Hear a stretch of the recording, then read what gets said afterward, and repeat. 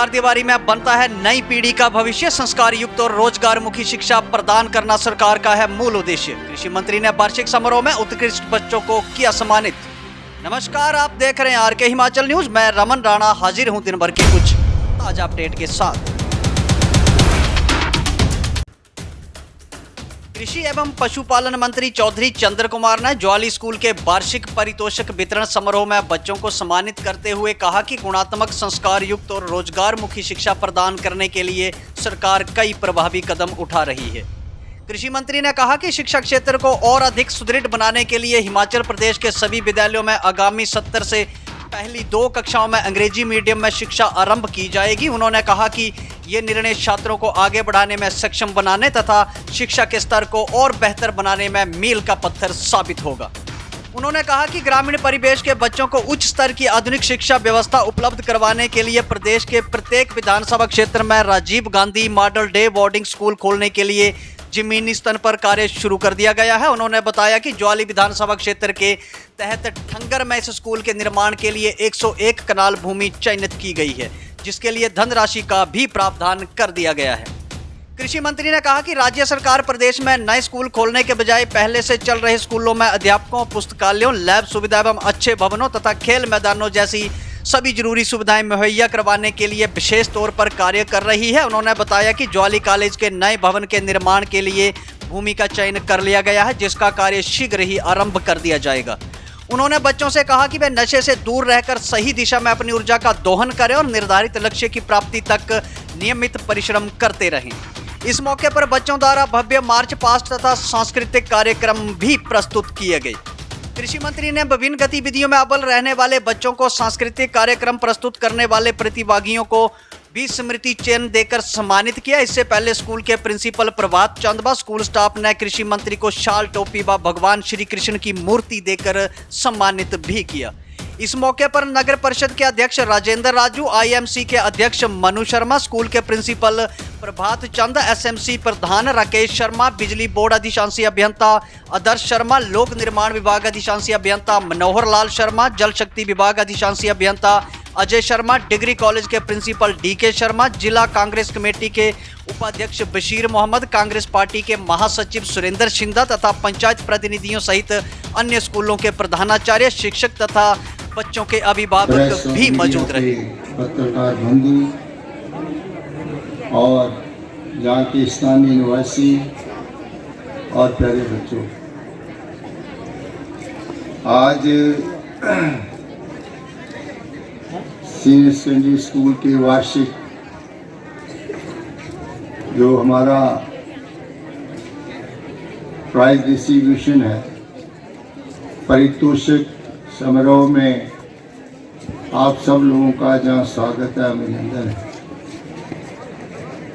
हमारे स्कूलों के जो 1 साल का कार्यक्रम होता है, गतिविधियाँ होती हैं, कुछ मेधावी छात्र होते हैं जो पढ़ाई लिखाई में अच्छे हैं, कुछ खेल कूद में अच्छे हैं, उनको प्रोत्साहित किया जाता है। और जो बच्चे स्कूलों में पढ़ते हैं उनकी जो प्रतिभा है उसका भी जहाँ पर जो है वो योग्यता का प्रदर्शन किया जाता है।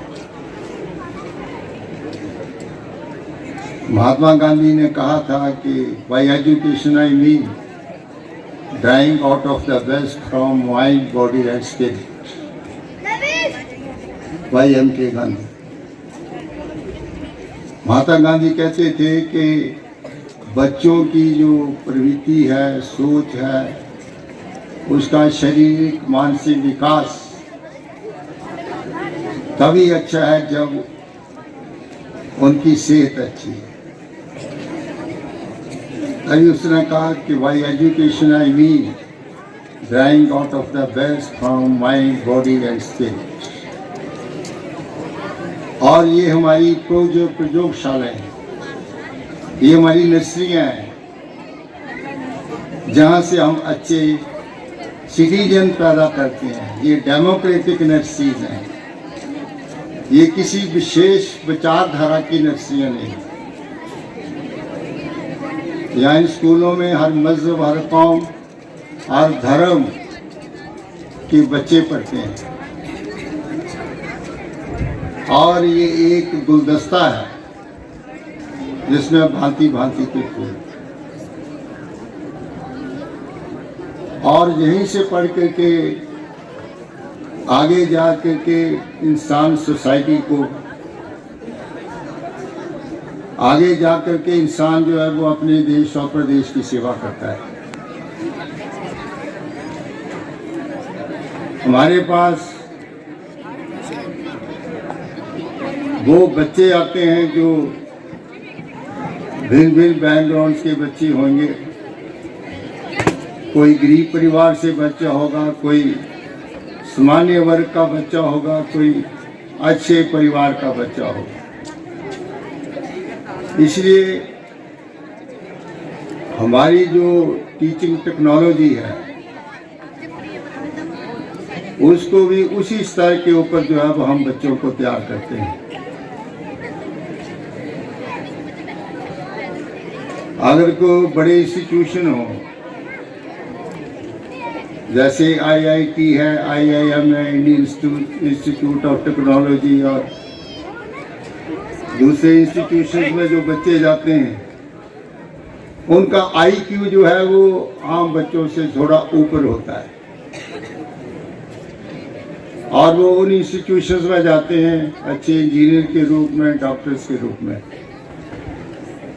लेकिन सबसे बड़ा चैलेंज शिक्षा का वो ये है कि हम सामान्य स्कूलों से, सामान्य बैकग्राउंड से आए हुए बच्चों को कहाँ तक पहुँचाते हैं। ये सबसे बड़ी जो है वो हमारी आज इस शिक्षा प्रणाली में सबसे बड़ी विसंगति है। अगर IIT का कोई प्रोफेसर बच्चों को पढ़ाता है तो सामान्य IQ के बच्चे नहीं होंगे वहाँ, वो IQ बच्चों का पहले ही ज़्यादा होगा। ये टीचर से भी ज़्यादा इंटेलिजेंट बच्चे होते हैं। लेकिन सबसे बड़ा चैलेंज है कि इन स्कूलों में जो बच्चे हमारे पास आएंगे वो एवरेज, बिलो एवरेज, और बड़ा मुश्किल से एक आध बच्चा जो है जिसका IQ ज़्यादा होगा। इसलिए इस शिक्षा की प्रणाली में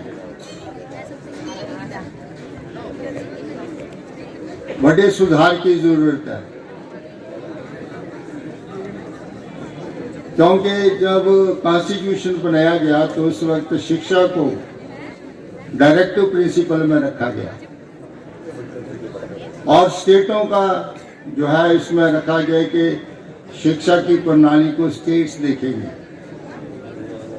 लेकिन समाज के परिवर्तन के साथ अब शिक्षा जो है कॉन्स्टिट्यूशन में, संविधान में फंडामेंटल राइट है। अब ये डायरेक्टिव प्रिंसिपल में नहीं आता। ये फंडामेंटल राइट्स में इसलिए है कि शिक्षा हमारा जन्म सिद्ध अधिकार है। हर बच्चे को जो है वो एजुकेशन देनी है। लेकिन जब इसकी अमेंडमेंट की गई कॉन्स्टिट्यूशन में, इसको फंडामेंटल राइट्स में लाया गया तो इसके ऊपर पीनल क्लॉज नहीं लगाई गई, जबकि पीनल क्लॉज भी होनी चाहिए। जो अभिभावक, जो परिवार बच्चों को, बच्चियों को शिक्षा नहीं देता उनके ऊपर कोई ना कोई जुर्माना भी लगना चाहिए था, लेकिन पीनल क्लॉज नहीं लगाई गई। इसको फंडामेंटल जो है वो अधिकार में लाया गया कि हर बच्चा पढ़ा लिखा हो, हर बच्चे का हक है कि मुझे शिक्षा प्राप्त होनी चाहिए।